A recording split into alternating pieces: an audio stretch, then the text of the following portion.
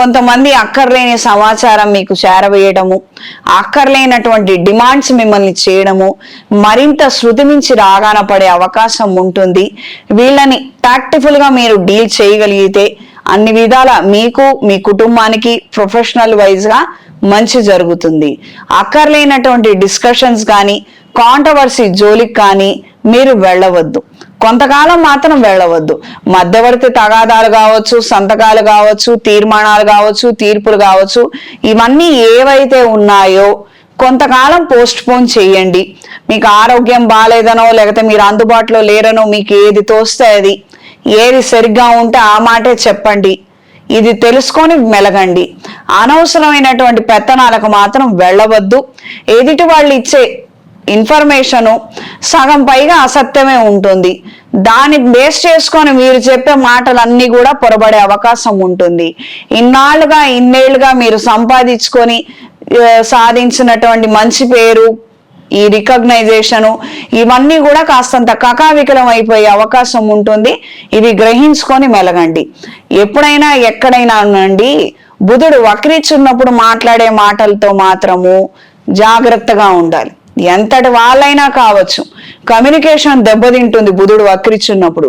పైగా ఈయన కుజుడు రాశిలో కుజుడు కలయికతో ఉన్నారు. మనం అనే మాట డైరెక్ట్ గా వివాదాలకే కారణమయ్యే అవకాశం ఉంటుంది.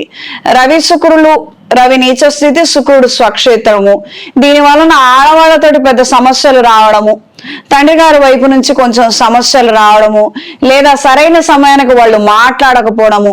చాలా సందర్భాల్లో చూస్తాం, నాన్నగారు మీరు మాట్లాడాలండి, ఇక్కడ నాకు అన్యాయం జరుగుతోందని మనం కాళ్ళు పట్టుకున్నా కూడా మాట్లాడరు. తర్వాత అడిగితే ఏమో మాట్లాడలేకపోయినా నాకు ఆలోచన తట్టలేదని అని అంటారు. యథార్థానికి ఆయన చేయగలిగింది ఏం లేదు. పరిస్థితులు ఆ విధంగా దాపరిస్తాయి అంతే. కాబట్టి ఇలాంటి సున్నితమైనటువంటి గ్రహస్థితి ఉన్నప్పుడు, జన్మజాతకంలో కూడా బలం లేనప్పుడు, ఏ రాహు దశో లేకపోతే శని దశో లేకపోతే కేతు దశో నడుస్తున్నప్పుడు చికాకులు అమాంతం పెరుగుతుంటాయి. కొన్ని సందర్భాలలో పెద్ద కారణం ఏం ఉండదు. ఓ మంచినీళ్ళు ఇవ్వలేదనో లేకపోతే ఇంటికి పిలిచి బొట్టు పెట్టలేదనో అకారణంగా పెద్ద పెద్ద గొడవలు చేసేవాళ్ళు, రాద్ధాంతాలు చేసేవాళ్ళు చాలా చాలా అంటే చాలా పెద్ద సమస్యలకు కారణం అవుతుంది. ఇలాంటి దశలు నడుస్తున్న వాళ్ళు కూడా కొద్దిగా జాగ్రత్తలు తీసుకొని ఎక్కడ మౌనం వహించాలో ఆ సమయానికి అక్కడ మౌనం వహించి, ఎక్కడ మాట్లాడాలో అక్కడ మాట్లాడి తెలివితేటలతో ఆ టైం బాగాలేనంత వరకు వ్యవహారం నడపండి. తిరిగి టైం బాగున్న తర్వాత మనం ఆడిందే ఆటగా మారుతుంది. ఇది గ్రహించి మెలగండి. దూర ప్రయాణాలు అనుకూలంగా ఉంటాయి. భూ సంబంధమైన వ్యవహారాలలో అనుకూలమైన మార్పులు ఉంటాయి. రియల్ ఎస్టేట్ వ్యాపారస్తులకు కాలం అనుకూలంగా ఉంటుంది. కాలం అనుకూలంగా ఉంటుంది. ఈ వారం స్త్రీలకు కొత్త ప్రయత్నాలలో స్వల్పమైన ఆటంకాలు ఏర్పడినప్పటికీ వాటన్నిటిని అధిగమించగలుగుతారు. మంచి పరిణామాలు ఏర్పడతాయి.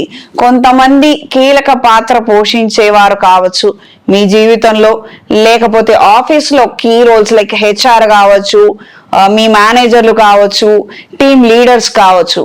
అంటే మీ యొక్క క్రెడిట్ ని తీసుకోవడము లేదా మీకు ఇచ్చేటువంటి కీలక స్థానాలలో ఉన్న వాళ్ళతో మాత్రం కాస్తంత అప్రమత్తంగా ఉండండి. స్నేహ తద్భావాన్ని కలిగి ఉండండి. అంతకు మించి 1% అటు ఉండదు, 1% ఇటు ఉండదు. కీలకమైన సందర్భాలలో వీళ్ళు ఇచ్చేటువంటి సమాధానం వలన మీకు మంచి మార్పులు ఏర్పడతాయి. ప్రత్యేకంగా ఈ డ్యూరేషన్ లో వాళ్ళు మిమ్మల్ని ఎక్కువగా ఇబ్బంది పెట్టడము, మీరు కాస్త ఓవర్ రియాక్ట్ అవడము, వాళ్ళు దాన్ని బేస్ చేసుకొని వేరే వాళ్ళకి మీ క్రెడిట్ ఇవ్వడము, ఈ విధమైనటువంటి అంశాలు ఏర్పడవచ్చు. కాబట్టి అప్రమత్తంగా ఉండండి.